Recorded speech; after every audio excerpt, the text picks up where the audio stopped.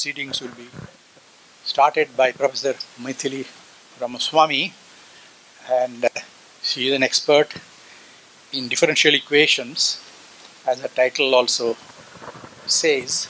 She did her PhD in Paris and was elected to the fellowship in 2007.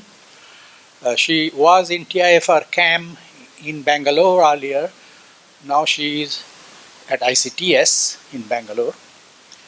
Now, before I hand over the floor, I thought I will make a short remark of historical nature. I cannot help but mention one of the historical points in this context, namely Newton, Isaac Newton that is, the great polymath, did not use his own discovery, arguably, of differential equation techniques to solve the famous Kepler problem, but instead he used geometric methods.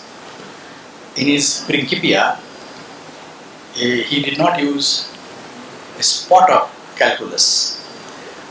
This I mention just to bring forth in front of you the principle of unity of mathematics. Now I would invite Professor Ramaswamy to give her talk, Differential Equations, Eclipse. Yeah. Good morning, everybody. Many thanks to the Academy for inviting me to give this talk, and thank you, Professor Kalyan Sinha, for your kind introduction and introducing Newton's approach to the differential equation. It's very true. That is a point I also wanted to say, so thank you for giving it in the introduction. So also I have to thank yesterday's speakers who paved the way for differential equations. Amit Agarwal had already introduced Navier-Stokes equation. I am thankful to him.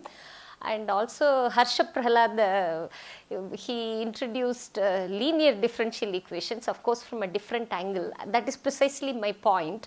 You can arrive at differential equation from any of the roads. And finally, each one approaches in a different way, and one would have different perspective, different questions, and different set of tools.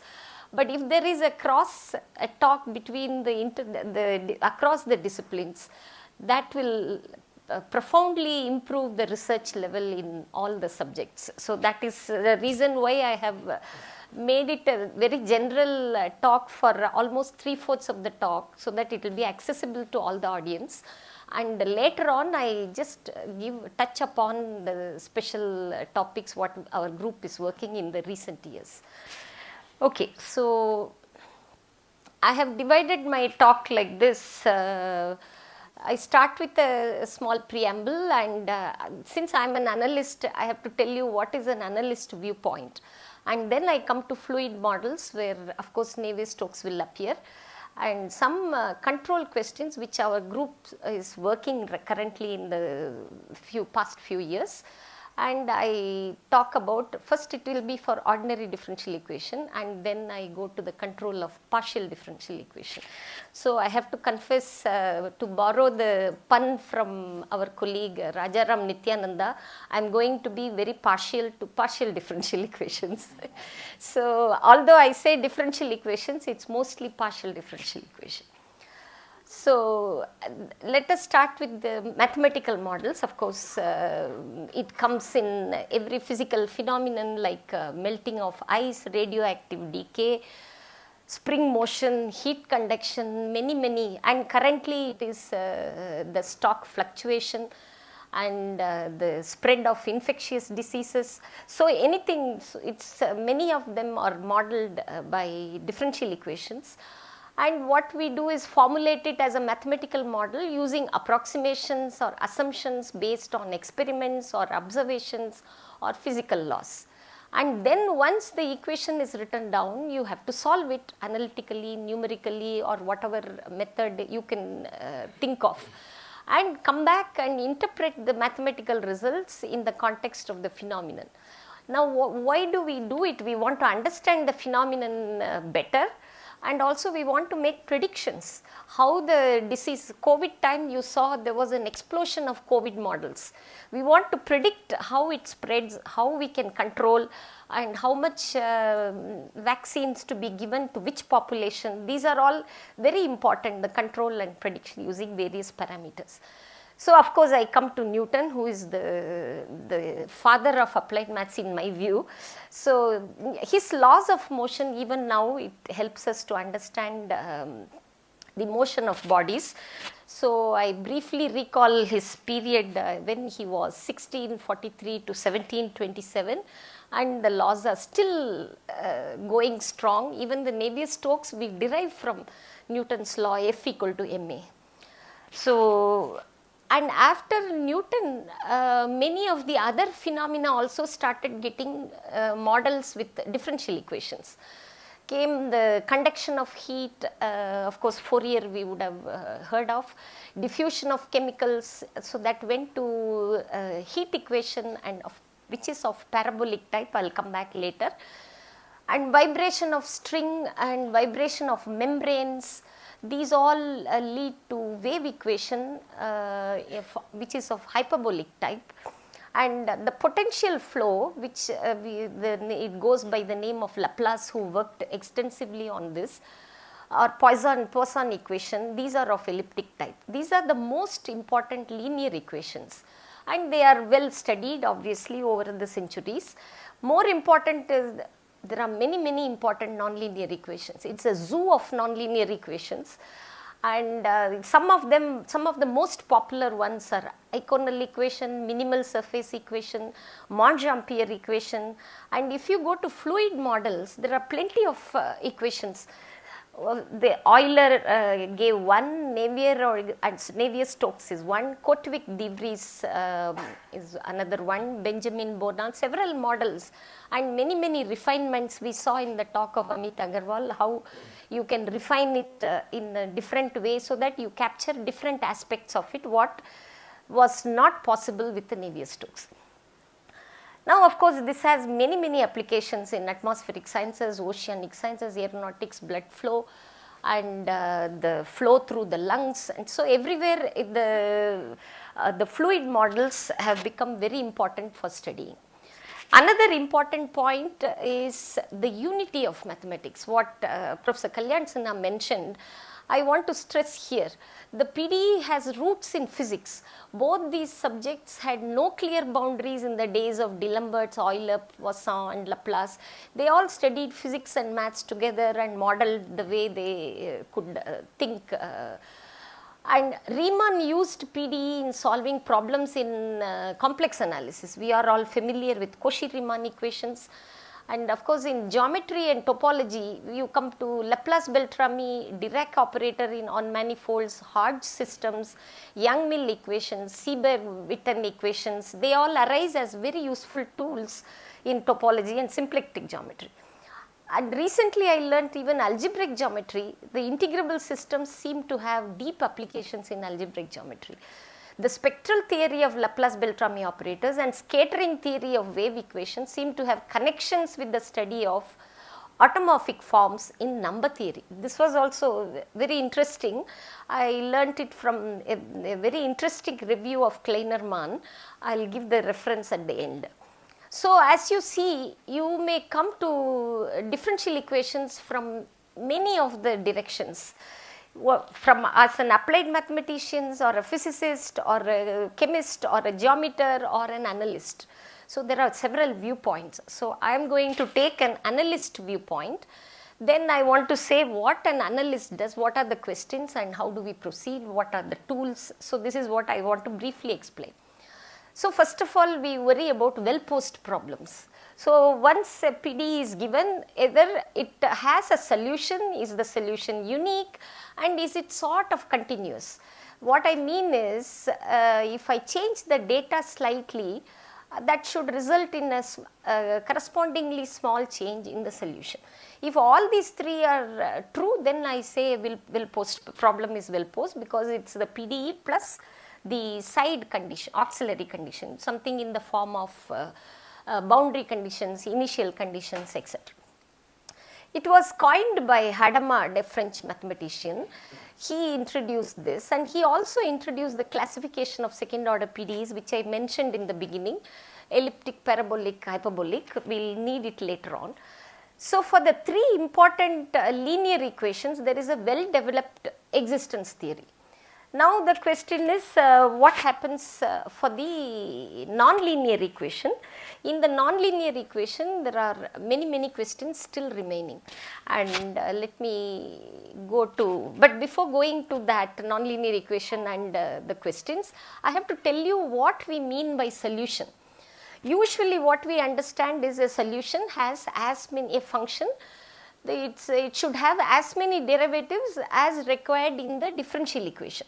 So if you have two derivatives appearing, you may demand a C2 function.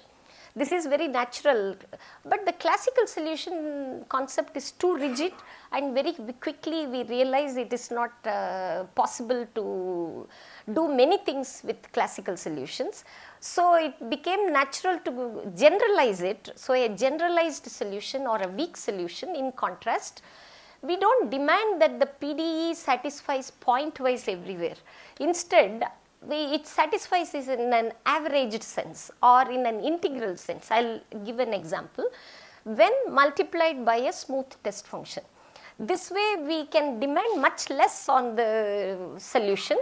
So we don't have to live in the small subset of very smooth functions. We can enlarge the class of solutions.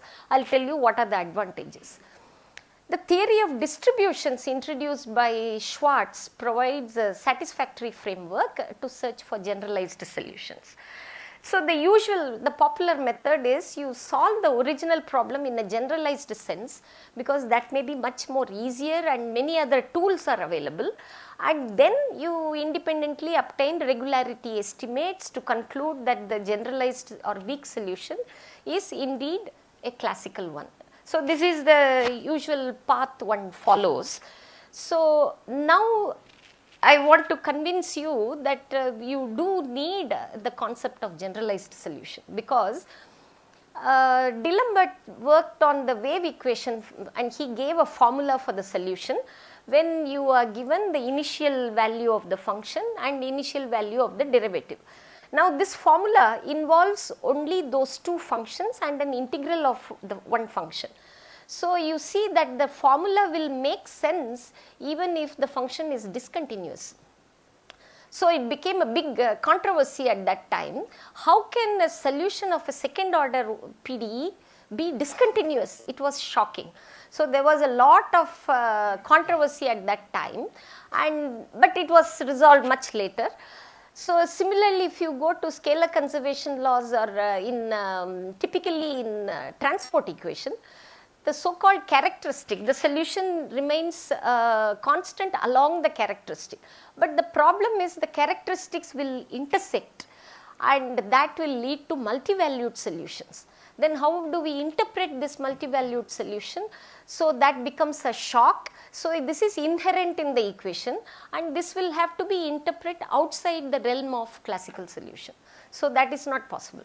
And viscosity solution, the concept introduced by Pierre-Louis Lyons and his collaborators. This is a very important concept. This makes it much easier to handle even degenerate elliptic equations and also passage to limits. This is a very important thing for an analyst, because we will have a sequence of solutions and perturbed, and then we want to pass to the limit, and the limit may escape your class of solutions, then we don't gain much. So we would like to the solution concept to be stable under passage to limits. But then we have opened the floodgates, so there will be just too many generalized solutions. That is the inconvenience we have to live with. So it becomes very crucial to work in suitable function spaces, and then we have to pick the physically relevant one. So that is dictated by the model and the problem. So that will be suitable additional conditions like entropy conditions, etc. will have to be added. And so this is the theory existence of weak solutions. That is one possible direction. So let me go to an example just to give you an idea how do we define a weak formulation. Suppose u is a classical solution of Laplace equation. I assume that you are familiar with this notation Laplacian. Laplacian is the sum of all the second order derivatives of u. So, like d2u by dxi dxj. So, my omega is open connected domain in Rn, and d omega is the boundary, smooth boundary of that domain, and we are given the function f, which is also assumed to be smooth, and I make u equal to 0 on the boundary. Then we say that if it is suppose you start with a classical solution, I can always multiply this by a smooth function. Now d omega is a typical notation to denote this phi is a very smooth function with compact support. That is, it remains non-zero only in a compact subset of omega. Outside it vanishes. So, if I multiply, see the left hand side and integrate it over omega, left hand side has become f phi. But what happens to the right hand side? I can integrate by parts, so that one gradient falls on the phi. Gradient u dot gradient phi. This is a n vector, this is an n vector, we are taking a scalar product. So, now if you look at the integral, I just want this function to be integrable. We do not need the function to be smooth C1 or C2. So, this makes sense even for u just in L2 with gradient of u in L2 and f is in L2. So, this leads to the introduction of spaces of L2 functions having weak derivatives in L2, because obviously L2 functions I cannot talk about derivatives at every point. So, we have to introduce some notion of weak derivative again through, in an average sense, through integrals. Then that is the correct solution space we have to work with, and these are Hilbert spaces, and so they are complete, and so they have all the important good properties that you want for a solution space. These are the famous Sobolev spaces. So, now you see how to define the weak solution. So, we will use the Sobolev space because the boundary condition is 0, that is why H1 is the analog of C1, but on the Lebesgue functions side. So, if you start with C0, you go to C1. If you start with L2, which is like H0, then you go to H1. That means this first derivative is also in L2. And this bottom 0 indicates the function vanishes on the boundary. So, it's just a notation. So, we call it a weak solution if it satisfies Laplacian u dot Laplacian, gradient u dot gradient v is equal to f v. This is the gradient du by dxi blah blah blah du by dxn, the gradient vector. This motivates the introduction of a bilinear form, because the left hand side is bilinear in u and v, and once you have a bilinear form in a Hilbert space, you have very powerful functional analytic tools to get the existence of the weak solution. This is what I mentioned, that getting existence could be very simplified if you go to the weak solution setup. Then you can independently work on the regularity of the solution by getting more estimates and the technical details. Now from, let me come to the fluid models, just to, I have, so the, again starting from Newton's law, F equal to ma, so we will come to conservation of mass and conservation of momentum. A description of the fluid motion can be derived. So, the velocity, imagine this is happening in R3. So, the velocity vector is going to have 3 components in x, y and z, and the pressure P will be a scalar. And so, the incompressible fluid after the derivation which you saw in yesterday's talk, you come to this kind of equation. So, this is du by dt, and this is a difficult nonlinear term which makes Navier-Stokes fascinating. And this is gradient of P, the pressure, and nu is the viscosity coefficient. Now, if this term drops out, nu is 0, then we end up with the Euler equation, and divergence of u equal to 0, with this represents the incompressibility condition of the fluid. Now, this has been a nagging question for more than 1.5 centuries. So, let us look at the authors of this equation.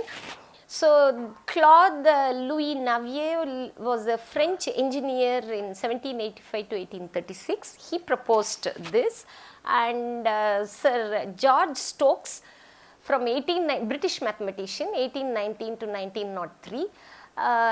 He proposed actually the Stokes equation, and then also he worked on this. Recently in 5 years back, Stokes at 200. The conference was held in UK and by Royal Society, and many of his work and contributions, and of course the Navier-Stokes equation, the current setup, everything was discussed there. So let me go to the solutions of Navier-Stokes equation.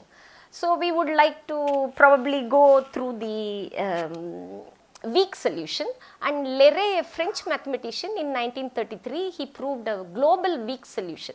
Global means for all time. That is what ideal we would like. Of the Navier-Stokes equations using a compactness method.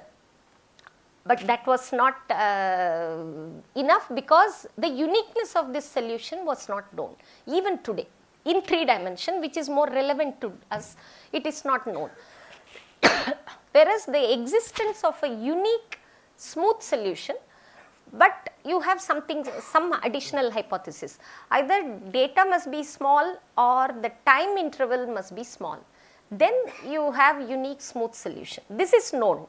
This is been known. But we don't know whether this smooth solution, how far I can extend this smooth solution. If I extend it globally, or does it develop singularities? So that is where the Clay Millennium Prize problem was announced. That is to decide if there exists a smooth global solution for reasonable initial conditions. So I have hidden here all the technical descriptions of the initial condition, or if there exist certain initial conditions for which the solution blows up, or in short, do you have a unique smooth or blow up? We don't know. So you can refer to Terence Tao has lot of blogs. He writes very nice blogs. One of them is on Navier-Stokes. What is new? So he keeps updating that. So it's interesting to see his viewpoint in that. So I wanted to say a word about this Clay Millennium Prize, because in the 17th, 18th centuries, it was the prizes were announced by various science academies in Germany, France and Russia, St. Petersburg. And the prize was announced, and these questions really shaped the direction of mathematical research. And in 1900, Hilbert announced 23 open problems, and they really determined the direction of mathematical research in the 20th century. Keeping the same tradition, Clay Mathematics Institute announced in 2000 7 problems of this type, out of which 6 are still outstanding, and one Poincare conjecture was solved recently. So that is a bit of a history. So let me go to more technical work which our group is doing. So I come to control of differential equations now. What are the questions in this field? So we want to know whether we can control the trajectories of a differential equation to reach a desired target. Can we control it in an optimal manner?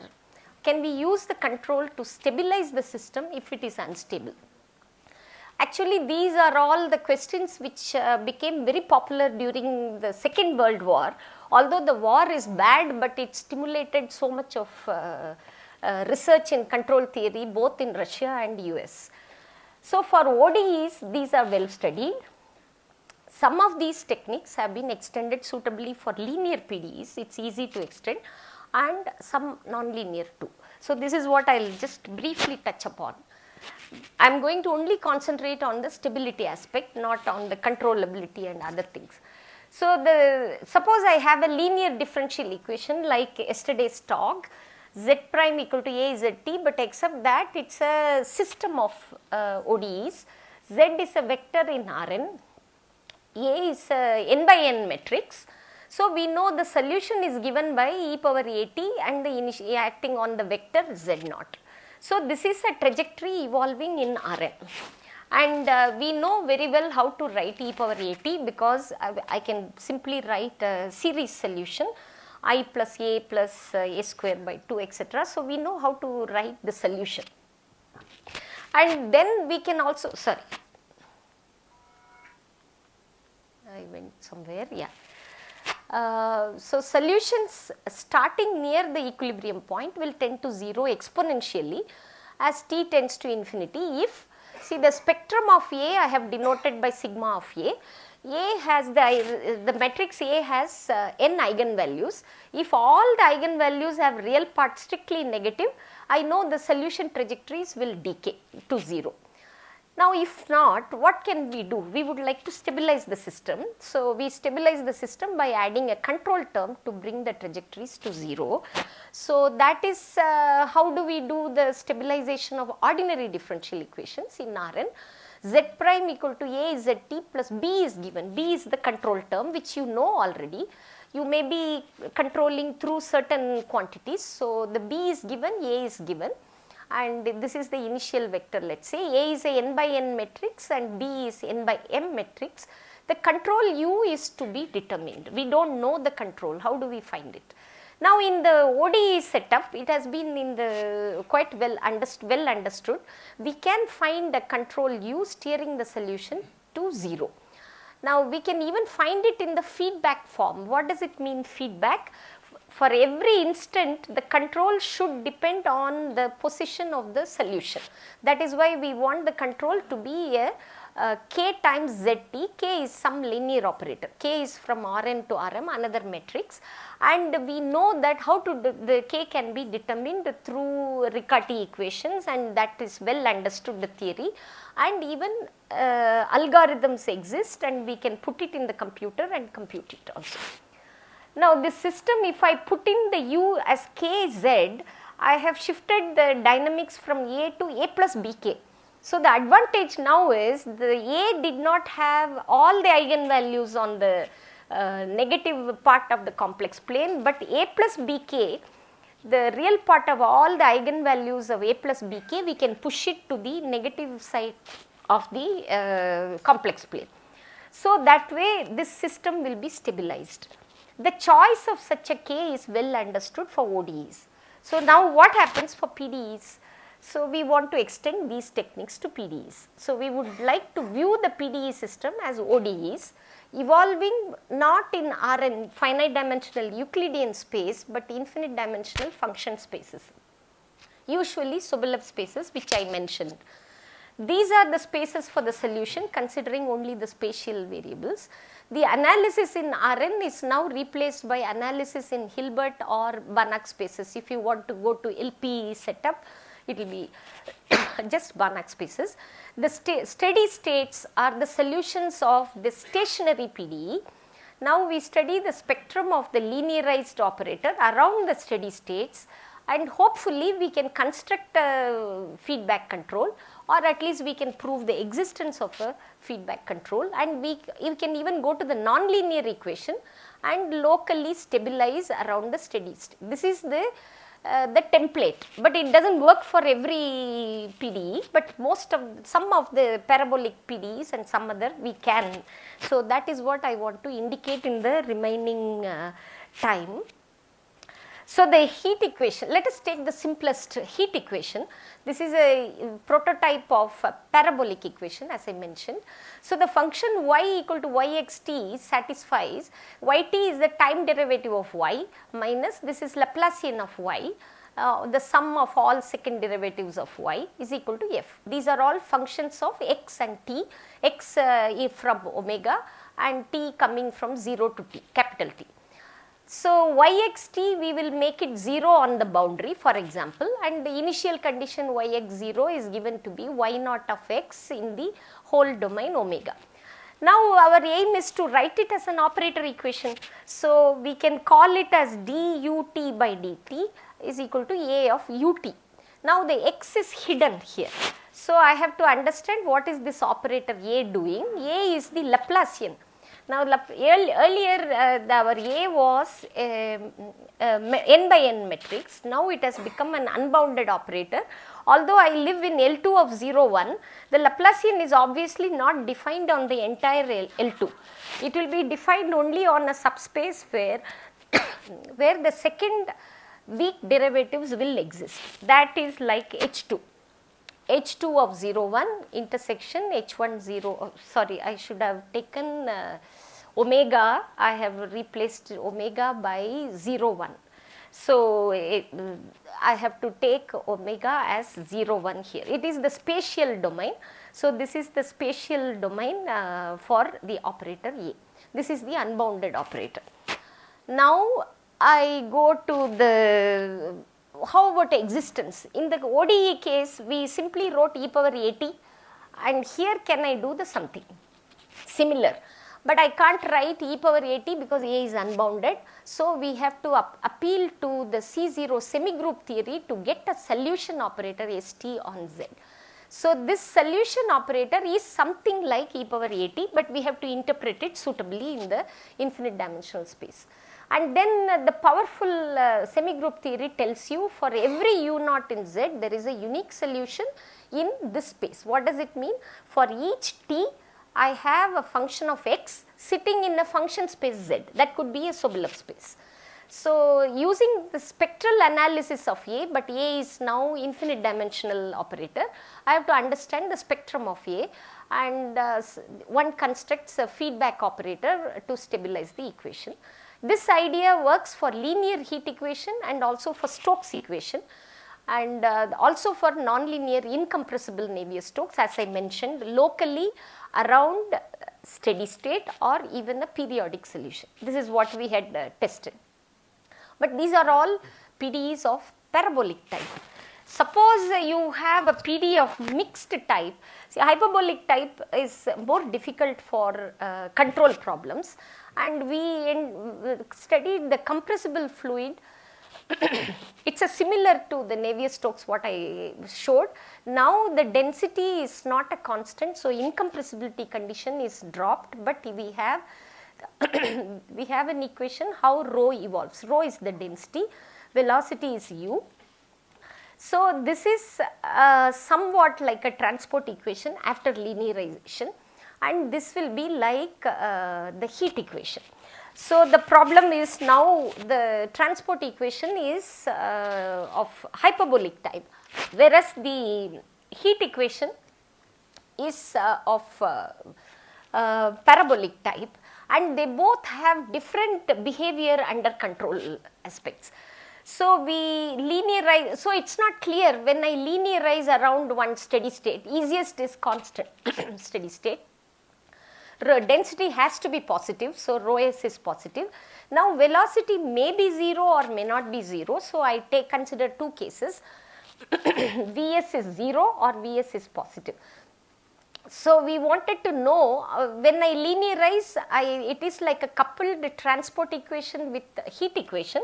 So what happens to the coupled system? Does it mimic hyperbolic type transport equation, or does it mimic a parabolic type heat equation? So that when you look at the spectrum, it becomes sort of clear, because the Vs equal to 0, here the complex eigen, it had pairs of complex finite number of complex eigenvalues and an infinite number of pair of real eigenvalues. Whereas in the other case, I had a hyperbolic portion and a parabolic portion. So let me briefly show you what we computed for a finite number of modes. So what happens is, these are the finite number of complex eigenvalues, and these are the, it goes on, infinite number of the real eigenvalues. Now this is very typical of parabolic problem. For example, Laplacian has eigenvalues like this, minus n square, if you are familiar with the spectrum of Laplacian. So the whole operator, by looking at the spectrum, you see it is contained in a sector in the complex plane. So we could guess it must behave like the parabolic type. So I'll show you in contrast what is the spectrum of the other case. That is Vs, the velocity is now positive. So the spectrum does behave like Laplacian going to infinity, except that it has now become complex, but nevertheless it goes to minus infinity like a parabolic operator. But this one is going up to plus infinity in the imaginary axis and minus infinity in the imaginary axis. So it is no more sectorial operator, and that completely changes the approach what you have to do. So this is just to indicate what the differences, and we use these to stabilize the system. Let me go to all my thanks to my collaborators and financial support in the past few years. Jean-Pierre Rameau from IMT Toulouse, Michael Renardi from Virginia Tech USA, and Praveen Chandrasekhar, my colleague from TIFA-CAM. And these are my former students who are now faculty in IISER Kolkata, TIFA-CAM and IIT Bombay. And for this work, the financial support came from 2 CEFIPRA projects and IFCAM projects, and also the Airbus chair funds from Airbus what offered to TIFA-CAM. And a few references. This contains the idea of how you pass from ODE to PDE setup through the semi-group theory I told you. And Brazis and Browder, they had a nice review article, but it's quite old, 1998. Kleinerman gave the very interesting review in geometric and functional analysis in 2000, PDE as a unified subject, where he gives the applications from various fields, that is where I learnt all these applications. I had written one review article. Terence Tao has several blogs. One of them I have mentioned here, Why Global Regularity for Navier-Stokes is Hard, in 2007. Recently he has many more, he has updated that. So this is a good place to stop, and thank you for your attention.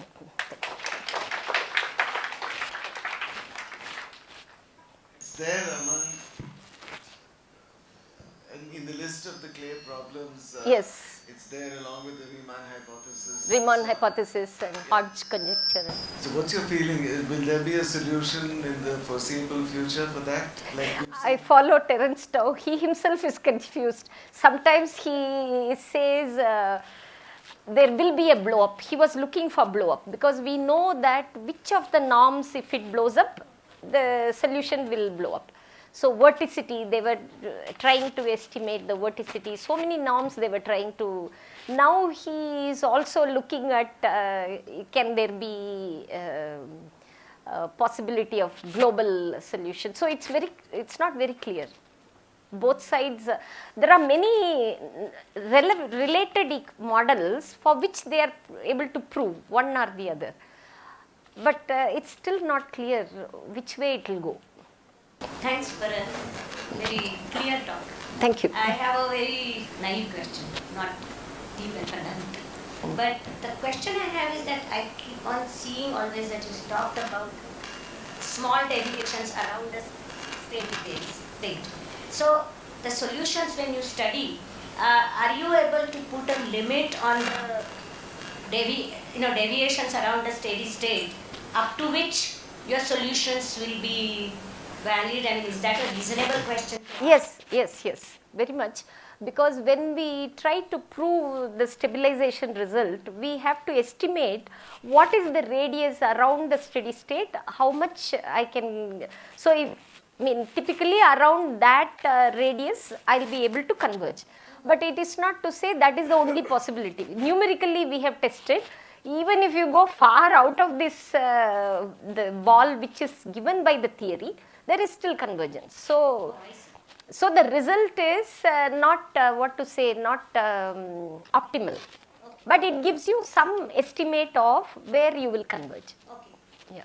Because since you mentioned this last thing about the global regularity, I mean that is somehow the connection. Yeah. Can you extend? How far can you go? Yes. Yeah. Okay. Thanks. Many of the differential equations, we have what is known as conditionally exact solutions.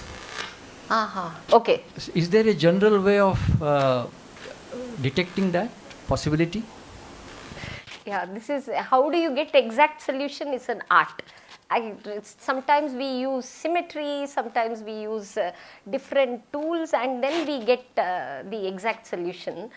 But I am not familiar with the conditionally exact solution. So it may be under some hypothesis, probably, I guess. I don't know.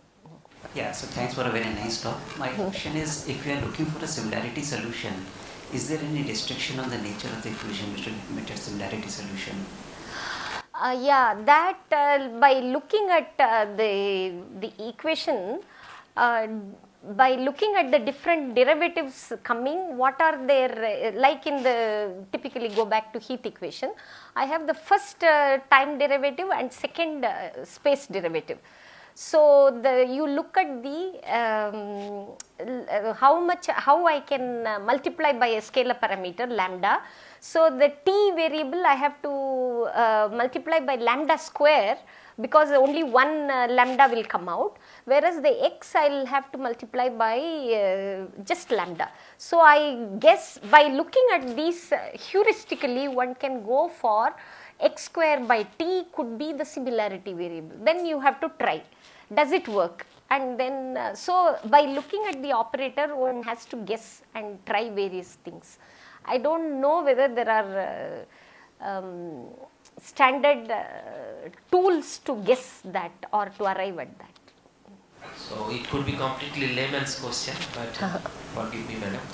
So molecules in laser, and they are for controlling the laser field. Actually, you need to optimize the different some parameters in the differential equation if you come from the Schrodinger equation. And I saw, and I just got curious that while solving the control parameter, you actually giving a prescription that if it depends that ut versus jt, they depend on linear way. Yeah. But in case of this kind of optimization I talked about, the control parameter is non-linear. Okay. Yeah. It can. The well understood theory is the linear case. Always linear equation, linear connections are easy to find by theory. But there are many works that deal with non-linear relation between z and u, and that is also possible. One of the important figures who is trying all these things is Jean-Michel Courant. His book on non-linearity, he has different types of controls. Some of them are non-linear functions of the z. So it's possible. I haven't used, but it is very much available. And the second question is, in somewhere I see that you are working with sub-Hilbert space. Hilbert spaces. Hilbert space. It's Yeah. not sub-Hilbert space. What is sub-Hilbert space? Sobolev spaces. Yeah. They are also Hilbert spaces. Okay. Yeah. So for that, is it how much it is necessary to prove the Young-Mill field? Young-Mill field. That depends on the PDE. So the Young-Mill PDE, if it has two derivatives, you may work with H2. If it has, so depending on the equation number of derivatives, spatial derivatives appearing, you can decide your Sobolev space. Yeah. Thank you.